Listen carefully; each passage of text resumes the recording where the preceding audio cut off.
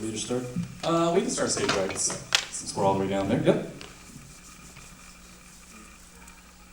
Well, hello there.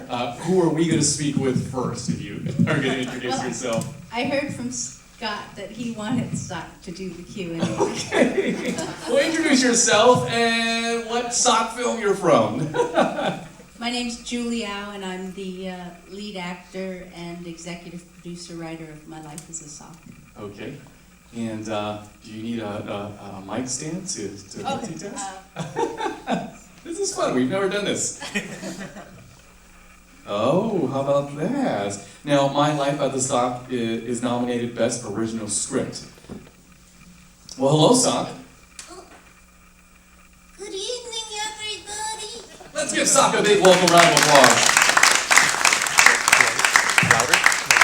Thank you for having me here. Thank you very much. It's so nice to be here with everybody.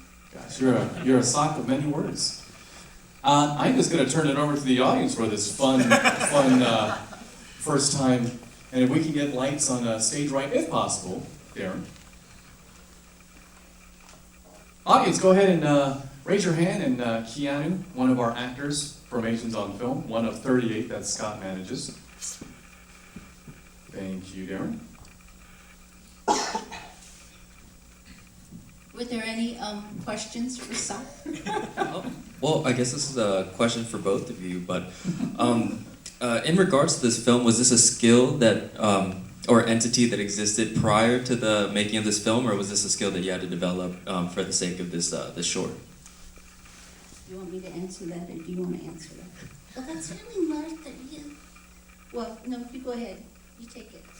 Well, I was born on February 5th, 2011, and this film was made in 2015, so I was first.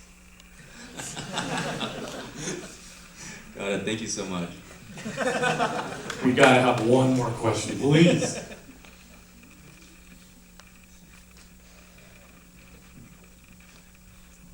I really love the final scene, the emotional scene between you and Sock. I was wondering if you had someone to help you hold Sock during that emotional beat, or were you with Sock the whole time? Sock and I were together the whole time. We did about, how many takes? I think you did it about 7 times. We did it together, yeah, 7 times. Wow. And it was quite a wonderful experience to share that part of our relationship with everybody. Yeah, we're very good roommates. Julie's a little bit messier than I am, but she's really a nice person, but sometimes, you know, it's good to have a roommate like me to keep things on track, if you know what I mean. Also, Crystal Armstrong is on Yeah. crew. Yes, Crystal, stand up. Yeah. Crystal made all of the puppets for the movie. And keep that round of applause going for Juliet, My Life at the Sock, and of course, Sock. Thank you. Yeah. Thank you. Okay, go ahead and introduce yourself and cast and crew. Hi, I'm Alex Rose Wilmer, and I was a producer on Mount Molehill. My name is Gabe Ratelli, and I was also a producer. My name is Jesse Stewart, and I was the writer-director of Mount Molehill. Hi, my name is Juliet, and I was Shan of Mount Molehill. Where's your hat? I don't have it with me. You left it on the molehill. Okay, was it, and even Julia, you can answer this, by the way, you did a great job, and just to make it official, you're very welcome, very, very polite. Out of all the panels and Q&As, you're our first child actor on stage, so give yourself a big, it starts here, everybody, right? It starts here. My quick question is, and this could be for anybody, was it a director's, writer's, producer's choice to have minimal dialogue, or did that just end up enveloping as you were kind of producing this vision? Thank you. There was a version, very first draft was sort of, it kind of had some multilingual aspects to it, but then we obviously couldn't shoot something that long. So it's sort of liberating to just say, what if we just cut all the dialogue and take on every sort of narrative problem head on with just purely visual. It puts a lot of weight on, you know, art direction and cinematography, but it was fairly early on in the process that we switched over to just try to make it as universal and relatable as possible by getting rid of all the, just establishing a language barrier, and then that's it. Great choice. Now we have the whole production team here, but is there any questions for Julia out there?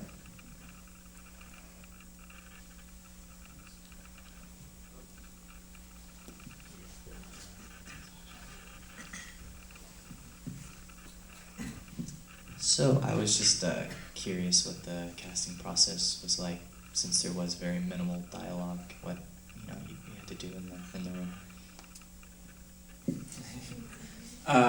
We obviously can see the result. Because we're from Denver, Colorado, so we don't exactly have a wide variety of demographics out there, and so we cast a pretty wide open net from East Coast to West Coast, just looking for boys and girls, but then eventually girls of Julia's age range and demographic, and we narrowed it down to about 5 or 6 that could really. I gave her monologues. I think she did the ending of No Country for Old Men, just to make sure she understood the sadder parts. But then it came down to just giving sort of visual cues of, the fire's gone out and it's raining, what are you going to do? And just seeing how even me not directing personally, what instinctually they would draw out of that situation. Is there anything you guys wanted to add to casting? We have another question on this side. Yeah. Steven, I'm going to first give. Yeah, absolutely. Go ahead. Just really quickly, I noticed that there were a lot of animals that were shot, and I was just wondering, what was it like working with those in particular? Because I believe there was a rabbit, a bear, and a snake. Yeah. The rabbit is actually, well, that's a few rabbits on there. Obviously, you got to cycle them out. You can't overwork them. Very, very high maintenance. Union.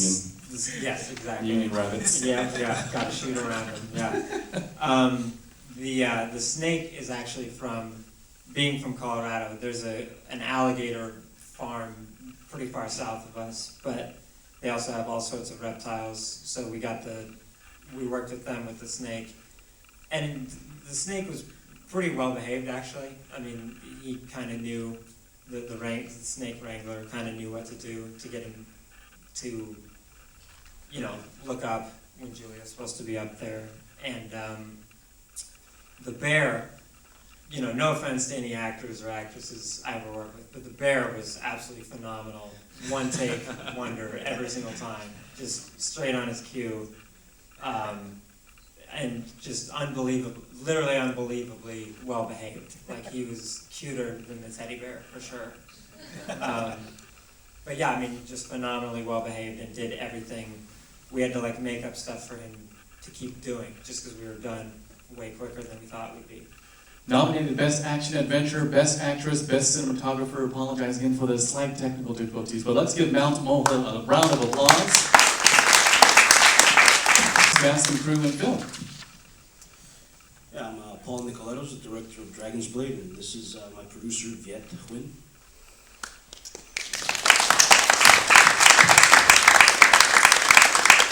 Well, we talked kind of outside in the hospitality area, and it was just an awesome, badass film. Thank you.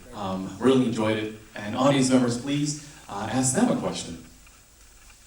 It was real blood. Yeah, real blood. Non-union actors, though. The choreography is incredible. It was really. Just for audio, the choreography was just incredible. Was the comment? Well, I mean, we fortunate to work with people who've worked on big films.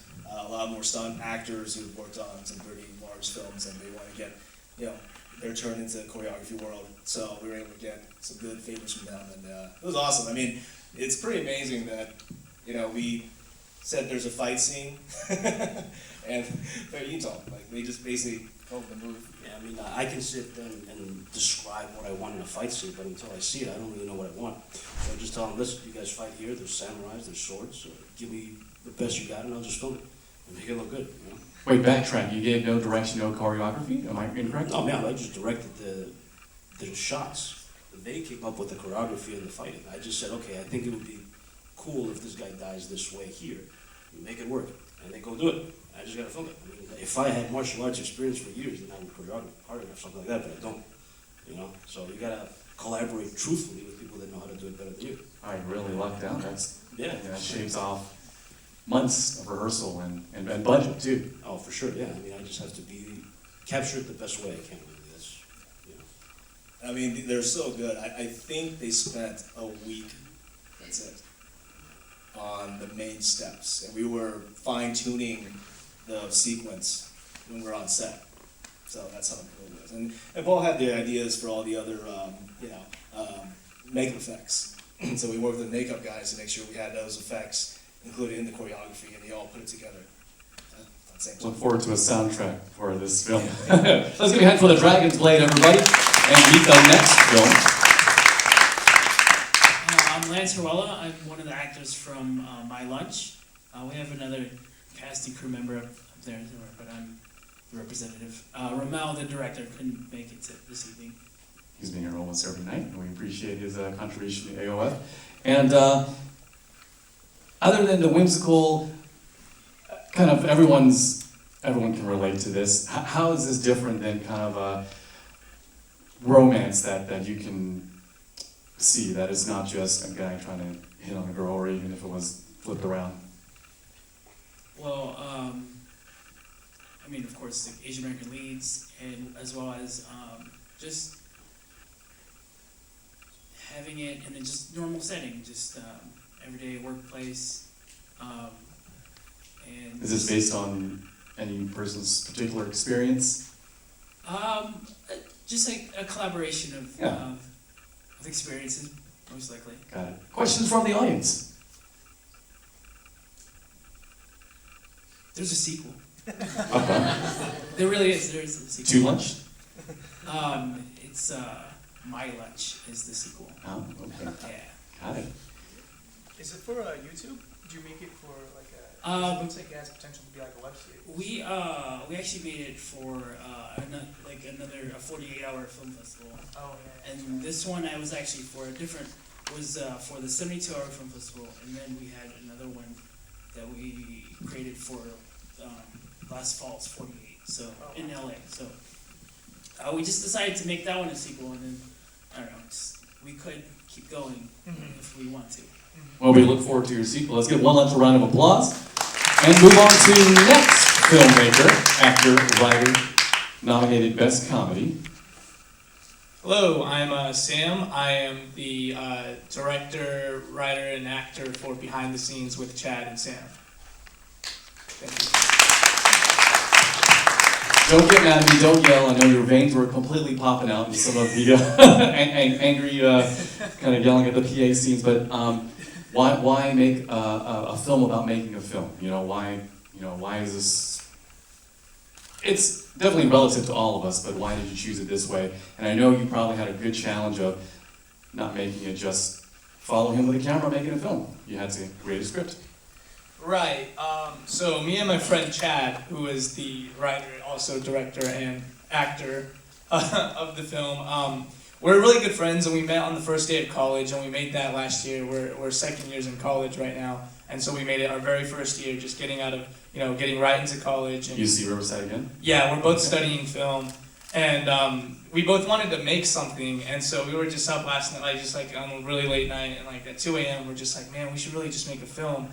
And like we couldn't decide on what we want to make it about, but we just had it. We joked around and was like, what if we made a film about us making a film? And in the film we made a film, and it was super meta, and and then we made that film about us making a film, and in the film we made a film. Yeah. False ending on those outtakes. I really liked it. Questions from the audience?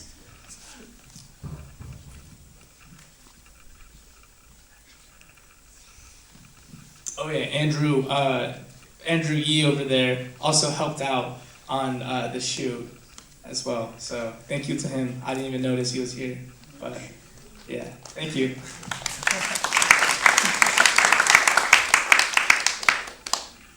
Okay, so I would just want to know how much of that was actually like scripted and what was like more organic, I guess, because I feel like a lot of it was probably just like on the fly. Like, was that kiss scene scripted? I'm just curious. No, you actually caught. That was the only part that wasn't scripted. You caught. That was the only one. Wow, I'm really impressed right now. It was good. It was dope. I liked it. Yeah, thank you. Yeah, it was just like it was. Yeah, the whole thing was pretty much scripted. We pretty much had it on paper. There were things that we obviously had to, like, because it's just a student film. We were on such a limited budget, so there were actually a lot of things that went off course from the script. In fact, actually, if you didn't know, this film was completely fundraised by ourselves because we didn't have any money. And what we actually did was we went around, because we were living on campus at the time, and we went around door to door to every single dorm and asked if we could collect their recyclables so that we could recycle it and just find a way to get the money to make the film. And we actually did that, so in a way this film was very eco-friendly. How much money did you raise from that? A few $100s. Wow. Where there's a film, there's a way. Hey, exactly. Well, let's give a hand to Zan Lee behind the scenes with Chad and Sam and go to our final. Please introduce yourself. I'm Francois Yang. I'm the writer and director, producer of Mooncake. And this is Frederick. Hi. we flew out all the way from France just to be here. They flew out all the way from Paris, France to be here with us tonight. I have some quick questions for you, Francois. Tell us more how this was shot in the Chinese community in Paris. And then second question, instead of coming of man, I felt it was more like breaking down of man. Does that make sense? I don't understand. Okay, so I'm not going to speak French. Gosh. No. How was it like filming in the Chinese community in Paris for this film? Actually, it was the most difficult problem was to convince the people to finance a film in the Chinese community. Because actually it was made as an exercise for the feature film that I just finished last month. And it took me like 5 years just to get the money from the government, from the television, to make that movie. And so we decided actually to make a short film to show that there are Asian actors in France and they can play and they can be on screen, because actually there are almost no part for Asian actors in France, almost 0%. It's even worse than Hollywood. So that was the beginning of the story. Well, congratulations. Great job to make them do. Let's have some questions really quick from the audience before we wrap. Remember, get your pull tabs ready. Brian will collect the pull tab tickets for your favorite film. And any questions out there? Yep, one question up at the top. I mean, it's really fascinating that even with 0%, you get to direct this film. I'm just curious, were there any stereotypical assumptions you had to break down with the actors, maybe preconceived thoughts they had? Yeah, of course. Actually, the producers who were French asked me to write a film about the mafia in the Chinese community, with prostitutes and with all the cliches, and violence and everything. And it's when I just wanted to make, I told them I just wanted to make a movie about a normal family in the Chinese community in Paris, and they say, what's the point, So it's really hard, and actually it's something very personal. This film, it's about a person like us who forgot that we had like Chinese descent, and we think we are Westerners because we were born in a Western country, and in that mooncake celebration, somehow the father just reminds us that we are Chinese, and it's an internal conflict for us, I think, and maybe it's an internal conflict for many Chinese people, origin Chinese American living here, maybe. Great inspiring words to end by. Let's give all the filmmakers a round of applause, everybody. Thank you so much for joining us. We need to quickly enter the next house, so exit down. Give Brian your pull tab votes. Thank you once again. And the award ceremony is tonight, 10:30, as well as our after party, Far Bar, just around the corner. This is the 4th annual Asians on Film Festival. Thank you so much for joining us. Please quickly exit out the bottom of the house, and we'll see you soon.